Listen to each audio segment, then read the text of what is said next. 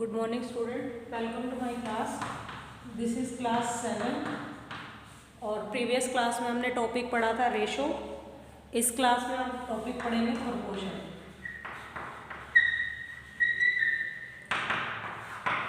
Ratio के बाद हमारा जो टॉपिक आता है वो आता है प्रोपोर्शन. प्रोपोर्शन होता क्या एक्चुअल में, अगर हमारे पास दो ratio like a ratio b और सी रेशो डी दोनों इक्विवेलेंट आ जाती हैं, तो इन रेशोज को हम बोलेंगे कि ये प्रोपोर्शन में है. और इसको हम लिखते कैसे हैं, ए रेशो बी प्रोपोर्शन, यानी कि 2 टाइम आप रेशो का साइन डालेंगे तो इसे प्रोपोर्शन बोलेंगे सी रेशो डी. अब ये देखो ये होती कैसे एक्चुअल में.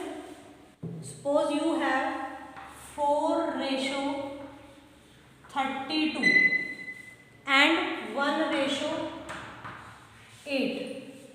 अगर मैं इसको कट करती हूँ 1 4 1 जा 4 4 8 जा 32, तो इसको कट करने के बाद मेरे पास 1 रेशो 8 आता है. और ये जो दूसरी हमारे पास रेशो थी ये भी 1 रेशो 8 है. तो यहाँ से ये दोनों रेशो कैसी हो गई, इक्वल हो गई. कट करने के बाद इक्वल आई और इनको इक्विवेलेंट रेशो बोलेंगे. और इक्विवेलेंट रेशो है तो ये क्या है, प्रोपोर्शन में है. तो इसको हम कैसे लिखेंगे, 4 रेशो 32 प्रोपोर्शन 1 रेशो 8. इस तरह से हम इसको लिखेंगे.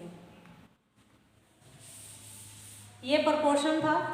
इसके बाद हमारे पास आता है प्रोपोर्शनलिटी कंडीशन कैसी होती है. अब फर्स्ट प्रोपोर्शन क्या होता है, सेकंड, थर्ड, फोर्थ, पहले हम वो पढ़ लेते हैं. अब जैसे मेरे पास ये था ए रेशो बी रेशो प्रोपोर्शन सी रेशो डी, तो इसमें ये जो थी ये हमारा फर्स्ट प्रोपोर्शन होगा, ये सेकंड, ये थर्ड और ये हमारा क्या होगा, फोर्थ होगा प्रोपोर्शन में.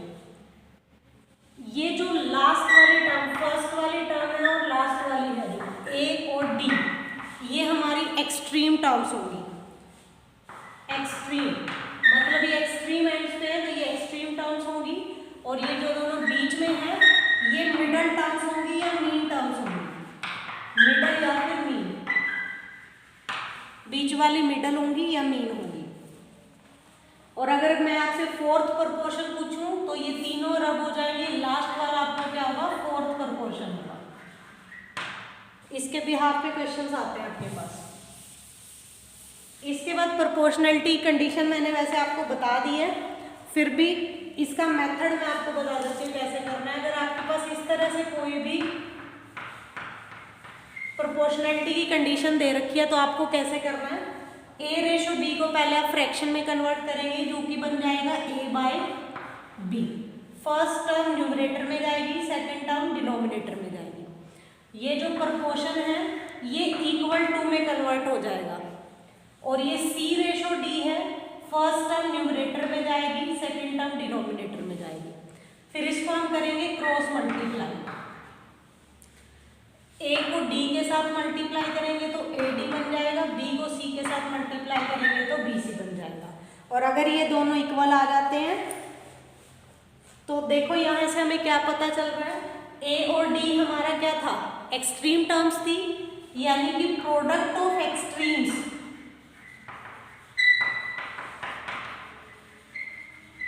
इसका और इसका मल्टीप्लाई अगर मैं करती हूँ तो वो किसके इक्वल आना चाहिए, मिडल टर्म्स के प्रोडक्ट के इक्वल आना चाहिए, प्रोडक्ट ऑफ मिडल टर्म्स. तो अगर आपसे डायरेक्ट भी वो पूछ लेता है तो डायरेक्ट हम कैसे करेंगे, product of extreme terms is equal to product of middle terms. तो वो जो इक्वेशन होगी वो हमारी कैसी होगी, प्रोपोर्शनलिटी में होगी. इसके बाद आती है कंटिन्यूड प्रोपोर्शन. कंटिन्यूड प्रोपोर्शन क्या होती है, जिसमें दोनों मिडल टर्म्स जो हैं वो इक्वल हो. किस तरह से, a ratio b proportion b ratio c, दोनों मिडल टर्म्स हमारी एक जैसी हैं. इसमें क्या होगा, a multiply c is equal to b multiply b, और बी मल्टीप्लाई बी क्या आता है, बी स्क्वायर. तो ये कंटिन्यूड प्रोपोर्शन है. ये ही कुछ इसमें है इस तरह से। और अगर आपसे ये पूछ लिया जाए कि अगर मेरे को mean proportion, direct mean proportion निकालनी है, मीन प्रपोर्शन आपको डायरेक्ट निकालनी है, दैट मीन्स बी आपको निकालना है, तो ये रूट इसको दे देंगे, स्क्वायर जो है इसको दे देंगे और ये क्या बना लेगा, स्क्वायर रूट बना लेगा। एक्सट्रीम प्रपोर्शन को एक्सट्रीम टर्म्स को मल्टीप्लाई करेंगे और उसका अंडर रूट करेंगे तो मीन प्रपोर्शन आ जाएगा। इन सब के जो भी एग्जाम्पल्स है, जो भी क्वेश्चन है वो एक्सरसाइज में करते हैं, उससे आपको और ज़्यादा क्लियर हो जाएगा। जैसे फर्स्ट क्वेश्चन आता है आपके पास, determine whether the following are proportion और नॉट। हमें बताना है कि ये जो गिवन नंबर है ये प्रपोर्शन में है या नहीं है। तो बहुत ही सिंपल सा रूल है इसका, दिस इज 49। तो यहाँ सबसे पहले 7 और 21 की रेशो लेंगे हम, 7:21, और इसी तरह से आप 18:49 लेंगे। इसे सॉल्व करेंगे सिंपलेस्ट फॉर्म में, तो 7 1 जा 7, 7 3 जा 21, क्या आ जाएगी 1:3। सिमिलरली इसको सॉल्व करेंगे 18:49 को, तो ये आगे नहीं कटता है, देखो किसी की टेबल पे 7 पे चला जाता है, लेकिन 7 पे ये जो है कट नहीं करता, तो ये एज इट इज आ जाएगा 18:49। तो दोनों रेशो मैच नहीं कर रही है, तो ये नॉट इन प्रपोर्शन है, नॉट इन प्रपोर्शन। अगर ये इक्वल आ जाती तो ये प्रपोर्शन में हो जाती। अब जैसे नेक्स्ट पार्ट है इसका 3, 4.5, 2, 2/3 एंड 4। इसमें 3 की 4.5 के साथ रेशो निकालनी है, 2 2/3 की 4 के साथ रेशो निकालनी है, और फिर उनको कंपेयर करना है। या आप डायरेक्ट भी कर सकते हैं, जो मैंने आपको मेथड बताया था, प्रोडक्ट ऑफ एक्सट्रीम टर्म्स, यानी कि प्रोडक्ट ऑफ एक्सट्रीम टर्म्स, यानी कि 3 × 4 कितना आ जाएगा 12। और product of middle terms, product of middle terms, ये मेथड भी आप अडॉप्ट कर सकते हैं। ये ज़्यादा शॉर्ट है मेथड, ये कर लो, ये ज़्यादा अच्छा है। 4.5 का पहले आप जो है मिक्स फ्रैक्शन में दिया, इसको इम्प्रॉपर में कन्वर्ट करेंगे। 2 4 जा 8 1, 9/2 मल्टीप्लाई 3 2 जा 6 और 2 8/3। तो 2 1 जा 2, 2 4 जा 8, 3 1 जा 3, 3 3 जा 9 और 3 4 जा कितना होता है 12। और अब यहाँ से देख सकते हैं प्रोडक्ट ऑफ एक्सट्रीम टर्म किसके इक्वल आ गया, प्रोडक्ट ऑफ मिडल टर्म के। तो product of extreme terms is equal to product of middle term. और अगर ये दोनों इक्वल है, दैट मीन्स ये जो नंबर है ये प्रपोर्शन में हमारे पास, तो लिखेंगे कैसे इसे, देखो 3:4.5 प्रपोर्शन 2 2/3:4, तो ये प्रपोर्शन में हो गए। नेक्स्ट देखो, नेक्स्ट है हमारे पास 7.2, 8.4, 18.6, 21.7। इसमें भी क्या करेंगे, product of extreme terms is equals to product of middle terms. तो एक्सट्रीम टर्म यहाँ पे 7.2 और 21.7 है, तो इन दोनों का प्रोडक्ट निकाल लेंगे। वही सेम लिखना है आपने, प्रोडक्ट ऑफ एक्सट्रीम टर्म्स कितना आ जाएगा 7.2 मल्टीप्लाई बाय 21.7। इसे मल्टीप्लाई करो कितना आएगा, देखते हैं। 2 7 का 14, 3 4 49, 11 15 4 2 6 5 1 156.24 156.24 आ जाएगा इसको मल्टीप्लाई करके। एक बार आप भी चेक कर लेना। Product of middle terms, middle terms का प्रोडक्ट देखते हैं, वो क्या होगा आपके पास। 8.4 को आपने 18.6 के साथ मल्टीप्लाई करना है, 8.4 मल्टीप्लाई 18.6 तो कर लेते हैं 4 6 24, 4 8 32 34, 4 3 7, 8 6 48, 8 8 64 68, 8 6 40, 4 2 6 5 1 156.24।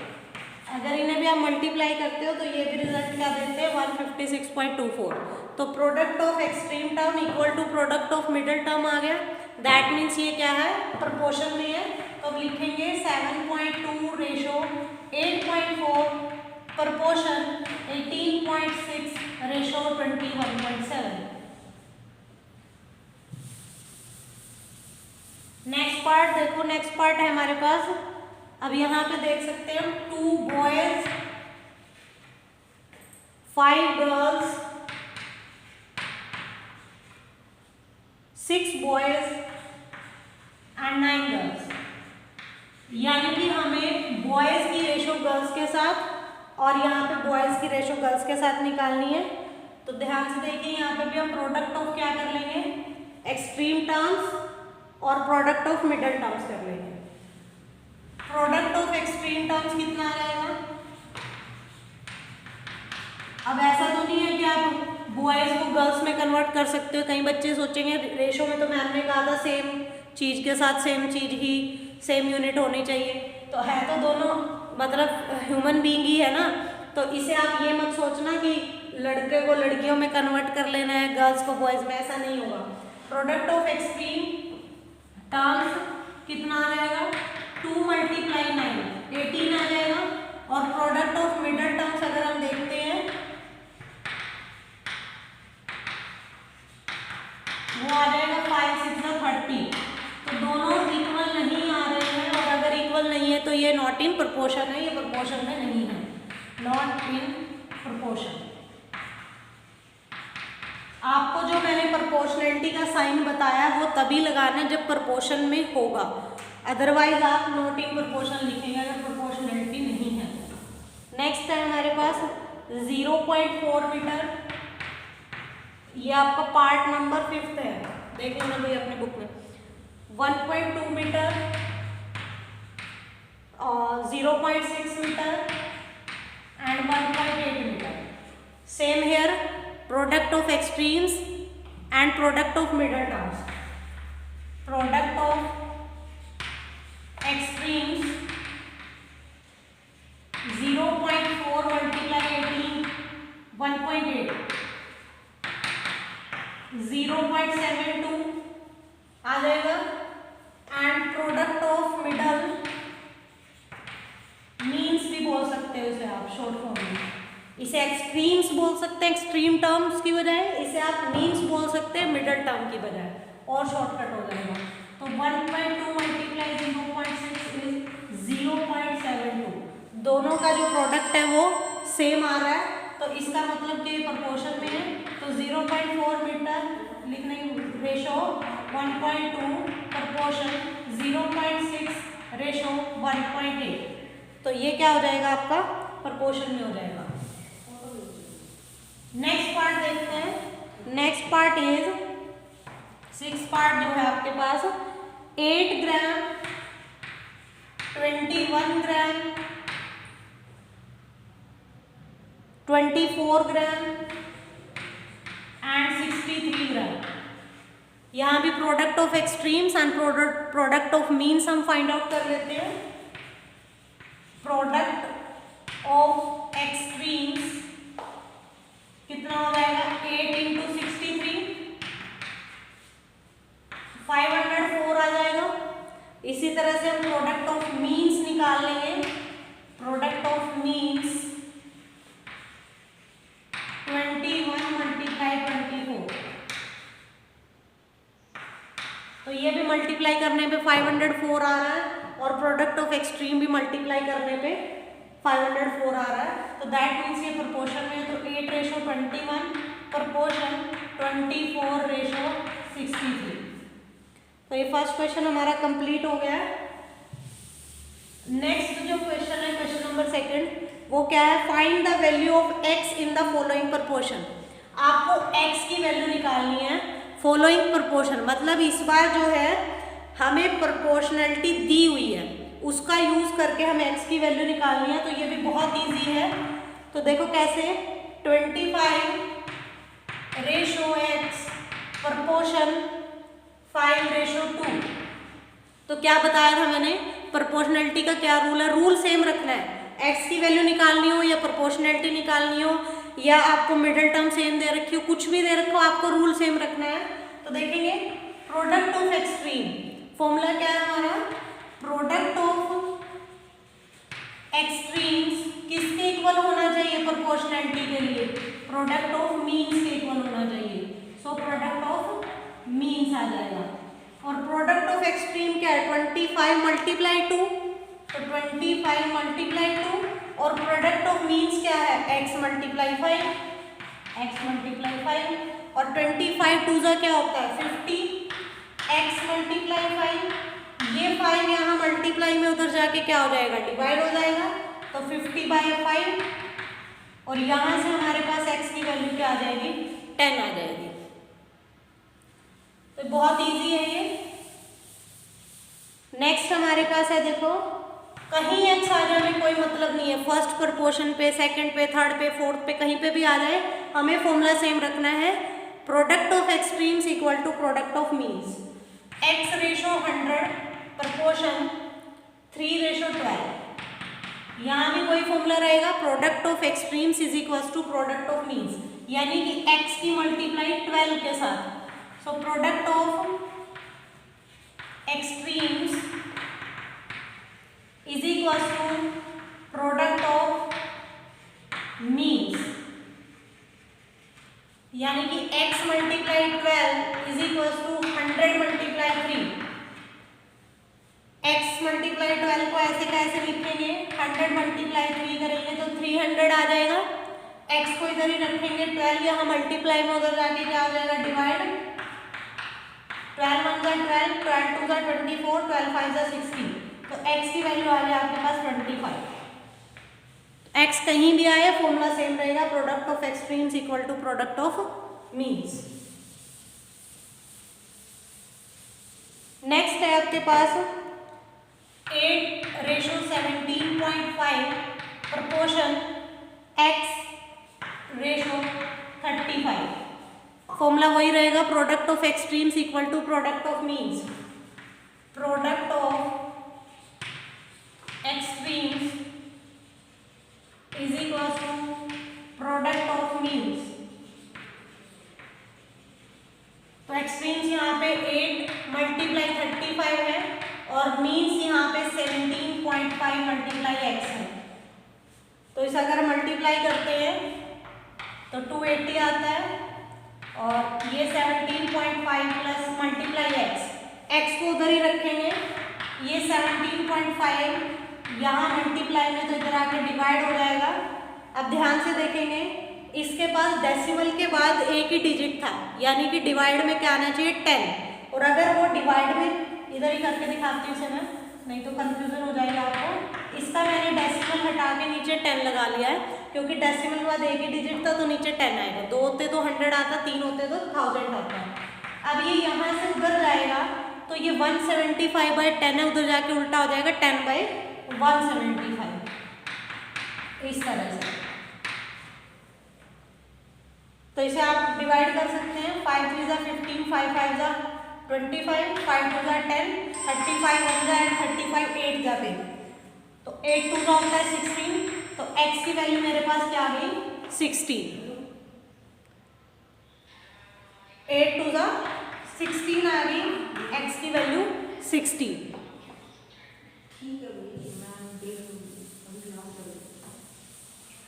ओके, नेक्स्ट है लास्ट पार्ट है, second question last part is 2/9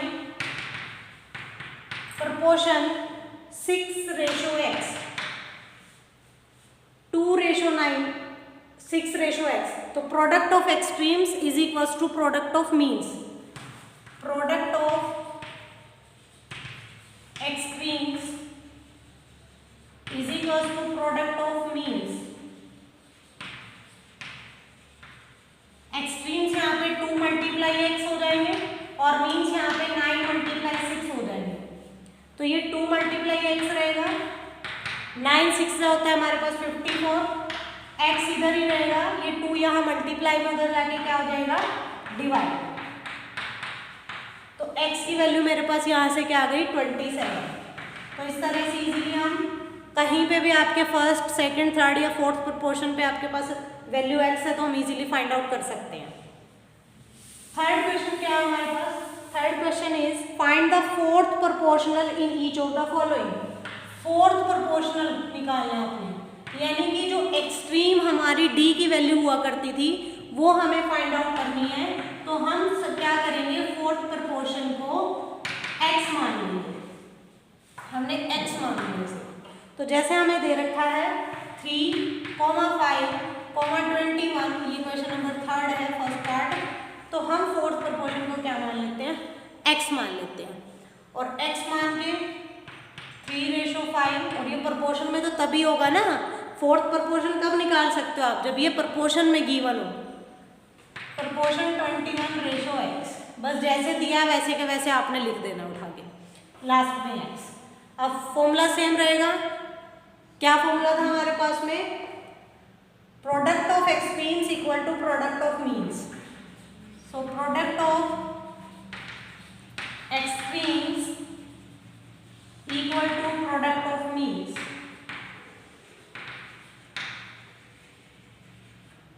तो 3 multiply x is equal to 5 multiply 21। 3 multiply x as it is, 21 को 5 से मल्टीप्लाई करेंगे 105, x को इधर ही रखेंगे, 3 यहाँ मल्टीप्लाई में उधर जाके क्या हो जाएगा, डिवाइड। 3 3 जा 9, 3 5 जा 15। तो 35 जो है आपके पास में फोर्थ प्रोपोर्शन, x हमने क्या माना था, फोर्थ प्रोपोर्शन, तो यहाँ पे फोर्थ प्रोपोर्शन क्या हो जाएगा, 35 हो जाएगा। नेक्स्ट पार्ट देखते हैं इसका, 2 ही पार्ट है इस क्वेश्चन में। Second part is 69, 92 and 87। Last proportion में क्या मान लिया, x, फोर्थ प्रोपोर्शन को। इसको लिखेंगे कैसे, 69:92 प्रोपोर्शन 87:x। फिर same formula, product of extremes equal to product of means. जरूरी नहीं है product of means equal to extremes भी लिख सकते हो, एक ही बात है। Product of extremes equal to product of means. तो एक्सट्रीम्स है 69 को जो है x के साथ मल्टीप्लाई करना है, और 92 को 87 के साथ। मैं यहाँ इसे मल्टीप्लाई नहीं कर रही हूँ, इसे डायरेक्ट उठा के उधर ले जाऊंगी, बिकॉज इसको डिवाइड करने में इजी रहेगा हमें। x is equal to 92 multiply 87/69। तो ये 3 की टेबल पे कट कर सकते हैं, 3 2 जा 6, 3 3 जा 9, 3 2 जा 6, 3 9 जा 27, 30 23 1 जा 23, 23 4 जा 92। तो ये हमारे पास आ जाएगा x की वैल्यू 116। 29 को अगर आप 4 से मल्टीप्लाई करते हो तो x की वैल्यू क्या आ जाएगी हमारे पास, 116 आ जाएगी। तो ये हमारा फोर्थ प्रोपोर्शन क्या आ गया, 116 आ गया सेकंड पार्ट में। आज हम इतने ही क्वेश्चन करेंगे, लास्ट इसके बाद वाले क्वेश्चन हम नेक्स्ट क्लास में करेंगे। Thank you, have a nice